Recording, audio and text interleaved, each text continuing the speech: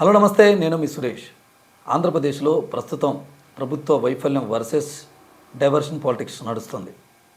ఏంటి ఆ ప్రభుత్వ వైఫల్యం, ఏంటి ఆ డైవర్షన్ పాలిటిక్స్ అంటే, నిన్న శ్రీకాకుళం జిల్లా కాశీబొగ్గలోని ఓ వెంకటేశ్వర స్వామి దేవాలయంలో తొక్కిసలాట జరిగింది. ఈ తొక్కిసలాటలో 9 మంది మృతి చెందారు. అందులో 8 మంది మహిళలు, ఒక బాలుడు, అలాగే 25 మంది వరకు తీవ్రంగా గాయపడ్డారు. ఈ తొక్కిసలాట జరిగిన ఘటనకు ప్రధానమంత్రి కానించి ముఖ్యమంత్రి, ఉప ముఖ్యమంత్రి, ప్రతిపక్ష నాయకుడు, ఇలా ప్రభుత్వంలోనే అనేక మంది తీవ్ర దిగ్భ్రాంతి వ్యక్తం చేశారు. ఆంధ్రప్రదేశ్ మొత్తం కూడా ఈ ఘటనతో ఉలిక్కిపడింది. ప్రభుత్వం ఎక్స్గ్రేషియా కూడా ప్రకటించింది. మృతి చెందిన వారికి 17 లక్షల వరకు ఇచ్చింది. అలాగే 3.5 లక్షలు క్షతగాత్రులకు ప్రకటించిందనమాట. కేంద్ర ప్రభుత్వం కూడా ఈ సాయంలో పాల్పంచుకుందనమాట. హుటాహుటిన లోకేష్, అలాగే ఎంపీ రామ్మోహన్ నాయుడు కూడా ఆ ప్రమాద స్థలానికి వెళ్ళి అక్కడ బాధిత కుటుంబాలని ఓదార్చే ప్రయత్నం కూడా చేశారనమాట.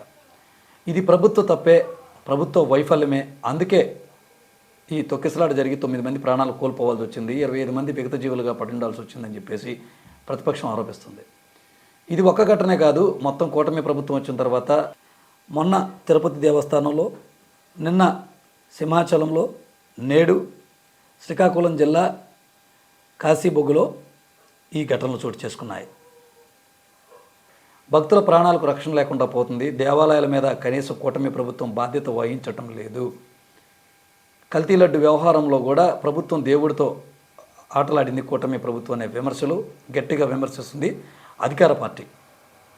అయితే మరి ప్రభుత్వ వెర్షన్ ఏంటంటే, అసలు దేవాదాయ శాఖ పరిధిలో, ఎండోమెంట్స్మెంట్ పరిధిలో ఆ దేవాలయం లేదు, అది కొందరు ప్రైవేటు వ్యక్తులు మాత్రమే నిర్వహిస్తున్నారు.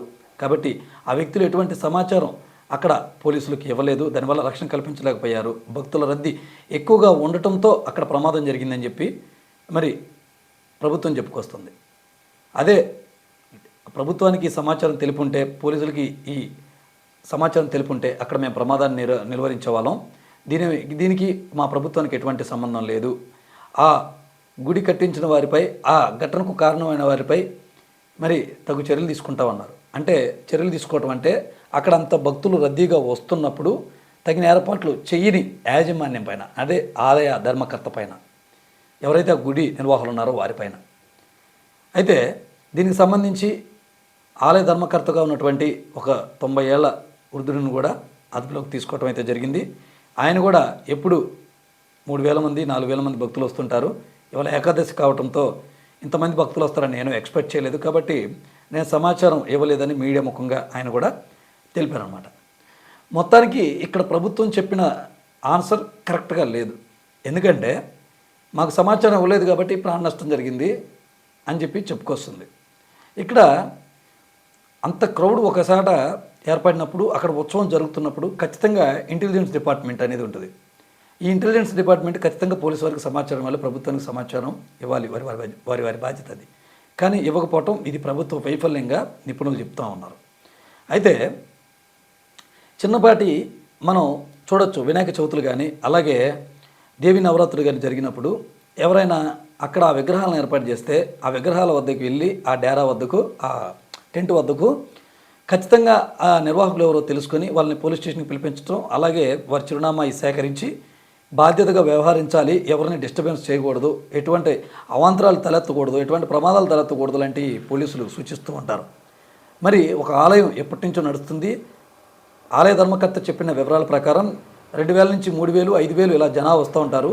మొట్టమొదటిసారి 15,000 వరకు వచ్చి ఉంటారని ఆలయ ధర్మకర్త ఆయన చెప్పుకొస్తున్నారు. మరి ఇంత క్రౌడ్ వస్తున్నప్పుడు అక్కడి పోలీస్ స్టేషన్కి సమాచారం రాలేదా, లేకపోతే మిగతా అధికారులకు రాలేదా? ఏ అధికారికి రాలేదు? ప్రభుత్వం దీనిపైన బాధ్యత లేదా అని ప్రశ్నిస్తుంది. ప్రతిపక్షంతో పాటు ప్రజలు కూడా ఇవే ప్రశ్నలు లేవనెత్తున్నారు. సో మొత్తం మీద ఓవరాల్గా ఈ ఘటనలు చూసినప్పుడు, శ్రీశైలం కానీ, అలాగే తిరుమల కానీ, ఈరోజు ఈ ఘటన కానీ, ఈ కాశీబొగ్గ దేవాలయంలో జరిగిన ఘటన కానీ, ఇవన్నీ ఘటనలు చూసినప్పుడు టోటల్గా ఈ మూడుని కంపేర్ చేసినప్పుడు ప్రభుత్వ వైఫల్యం స్పష్టంగా కనపడుతోంది. గోడ కూలినప్పుడు కూడా ఇదే ఘటన స్పష్టంగా అర్థమైంది. అక్కడ అప్పటికప్పుడు గోడ నిర్మాణం చేయటం, ఆ పచ్చి గోడ భక్తుల మీద పడి చనిపోవటం, ఇవన్నీ ప్రభుత్వ వైఫల్యాలు కనపడుతున్నాయి. సో ఆ తర్వాత జోగి రమేష్ అరెస్టు కల్తీ మద్యం కేసులో. ఇది వైసీపీలో కీలకంగా ఉన్నటువంటి నేత. జగన్మోహన్ రెడ్డి గారికి ఒక రకంగా చెప్పాలంటే ప్రధాన అనుచరుడుగా కూడా చెప్పొచ్చు జోగి రమేష్ని. సో ఆయన అరెస్ట్ ఇప్పుడు సంచలనం కలిగిస్తుంది పొలిటికల్గా కూడా. దీని డైవర్షన్ కోసమే ప్రభుత్వం ఇప్పుడు ఈ అరెస్టు తెరపైకి తెచ్చింది ఇప్పటికిప్పుడు అనే వాదనలు వినపడతా ఉన్నాయి. మరి ప్రజలు కూడా దీన్ని విశ్వసించే అవకాశాలు చాలా ఎక్కువగా ఉన్నాయి. ఎందుకంటే కల్తీ మద్యం వ్యవహారం అనేది చాలా రోజులుగా జరుగుతుంది. దగ్గర దగ్గర నెల రోజులుగా ఈ ఘటన జరుగుతుంది. జోగి రమేష్ పేరు ప్రస్తావన 3వ రోజే వచ్చింది. ఇప్పుడు 18గా ఉంది ఆయన పేరు, ఆయన సోదరుడు జోగి రాము పైన. సో ఇన్ని రోజుల నుంచి వదిలేసి ఇప్పుడే ఈ ఘటన జరిగిన తర్వాతే మీడియా మొత్తం ఫోకస్ మొత్తం అటే ఉంది. ఇంక్లూడింగ్ ప్రభుత్వానికి అనుకూలంగా ఉన్నటువంటి మీడియా కూడా ఇదే వార్తను కవర్ చేశారన్నమాట, ఉన్నది ఉన్నట్టుగా రాశాయి. సో ఈ మ్యాటర్ నుంచి డైవర్షన్ చేయడానికే జోగి రమేష్ను అరెస్టు చేశారని ప్రతిపక్షం చేస్తున్నటువంటి ఆరోపణ బలంగా ప్రజలు కూడా నమ్ముతున్నారు. అసలు అధికారంలో ఉంది తెలుగుదేశం పార్టీ.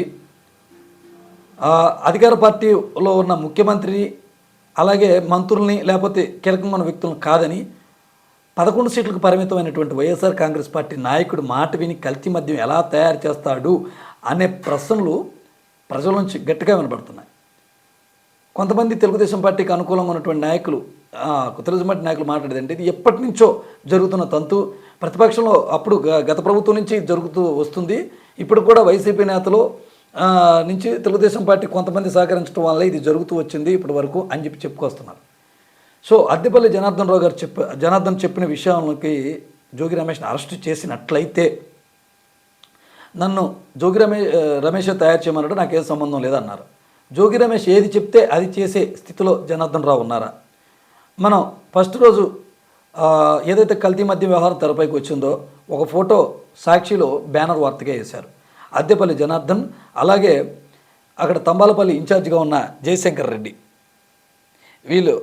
జయచంద్రారెడ్డి వీళ్ళిద్దరు కలిసి చంద్రబాబు నాయుడు గారితో బీఫామ్ తీసుకున్నటువంటి ఫోటో వైరల్ చేశారు. చాలా రోజులు ఆ ఫోటో కూడా వాడారు.